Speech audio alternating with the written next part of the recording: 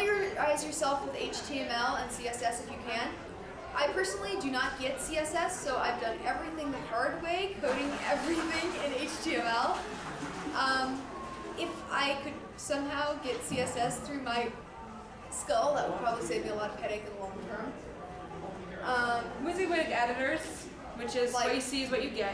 They don't always have the best code. I think they're probably getting better. I've been coding since 2000, and so I'm able to do that. But just learn the basic of HTML. What you do is you look at it and find out what does, and it's not that hard. You just get it. But so you can go in and edit something if you're using, say, Dreamweaver or whatever is the Adobe product right now, so that you can go in and tweak it if you need to, or when you just need to insert an image really quickly, and you can learn how to do links, etc. It's not too terribly difficult to learn HTML. If you look at my comic strip website, the entire thing was, it's been added to and tweaked a lot since I first started it 7 years ago, but it's pretty much, there's no more types of coding in it than I knew 7 years ago when I was completely pathetic with HTML. So that's what keeping in mind. Don't use Flash unless you're doing animations. It's another don't turn off your audience thing. Why alienate people?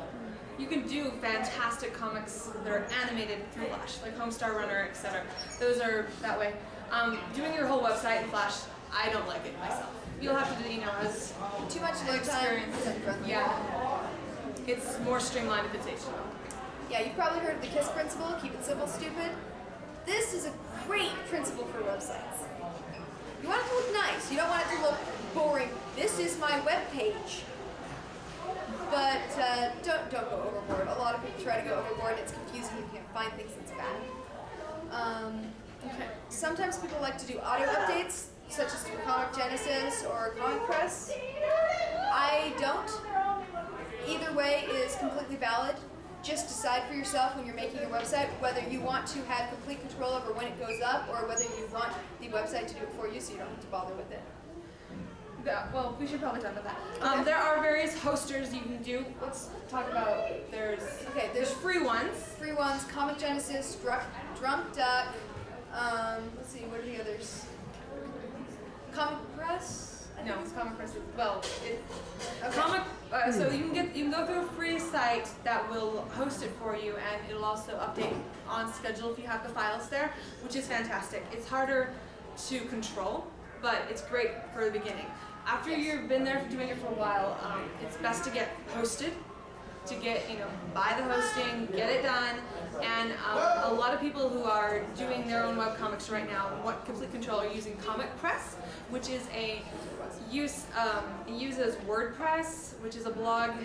Anyway, you have to go through WordPress, have it loaded, blah blah blah. There's lots of things. You'll have to read it up online if you're interested in it. However, it's great. I love it. I'm using it. If you want to earn revenue from your webcomic, banner ads are not a must, but they are very, very helpful. I highly recommend going through Project Wonderful. It's an advertising service created specifically for webcomics, so it can be used by other things. It's cheaper for the people buying the ads and more profit for the people publishing the ads, and it's extremely user-friendly and intuitive, and you have very, very good control over what ads show up on your site, which is not the case with any other advertising service.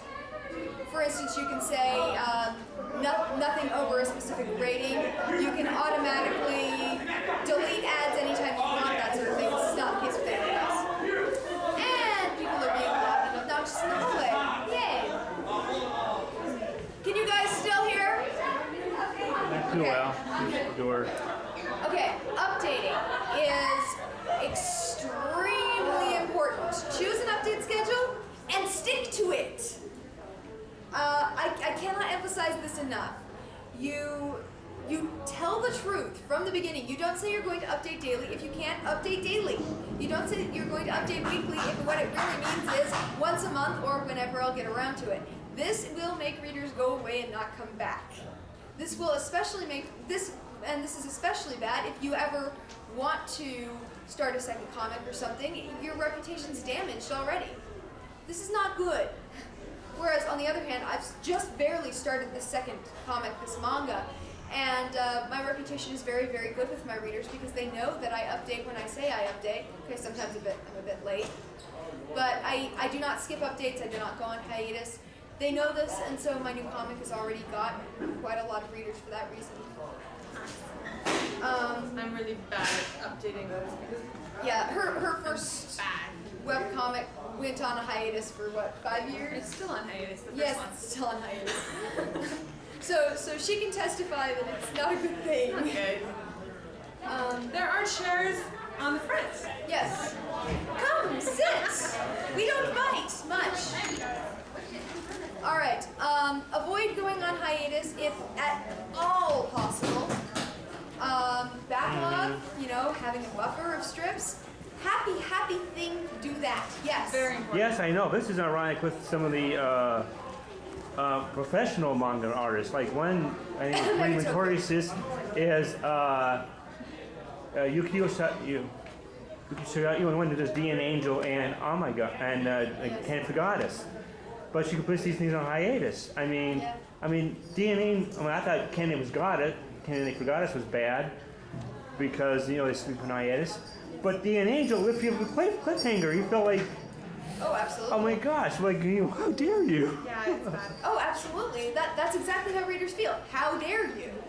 Because even if they're not paying anything for it, which is generally the case with webcomics, you have a contract with the reader. You promise them something, and then you don't deliver. Don't do that. It's not happy. So if you're going to start a comic, the best idea is to start drawing and get a backlog. I had a backlog of my one I'm doing right now, and then I burned through it. And now I'm updating, I'm doing it as I go, and I'm going to get burned out, and it's not good. I need to stop, really get a backlog again, and start again. And with my comic strip, I decided that I wanted to have 100 strips of inked strips before I started posting it online. That proved to be very smart because sometimes I get burned out and sometimes I want to take a month break from drawing or inking anything. I can do it and no one notices but me. It's great. However, because I didn't create much of a backlog of lettered strips, even when I feel burned out, I still have to do the computer work at the same rate. So when I started my manga, I decided I was going to have 100 pages of finished on the computer printable backlog before I got started because I'm an obsessive person who doesn't want to be put in that situation again of having to work when she doesn't feel like it. That's awesome. See, it all has to do with laziness. If you put enough effort in ahead of time, then you can be lazy when you want to be. Planned laziness. Planned laziness. You learn this. Do it. Readers will forgive lateness if you say, I'm going to update on Wednesdays and occasionally you update on Thursdays, they'll forgive that.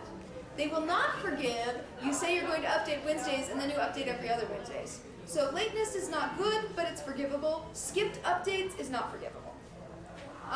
If you do have to go on hiatus, now this can happen. Health issues, too much homework, you lose your internet connection, some weird crisis you just couldn't have seen coming. Unemployment. Yes, unemployment, that can happen too.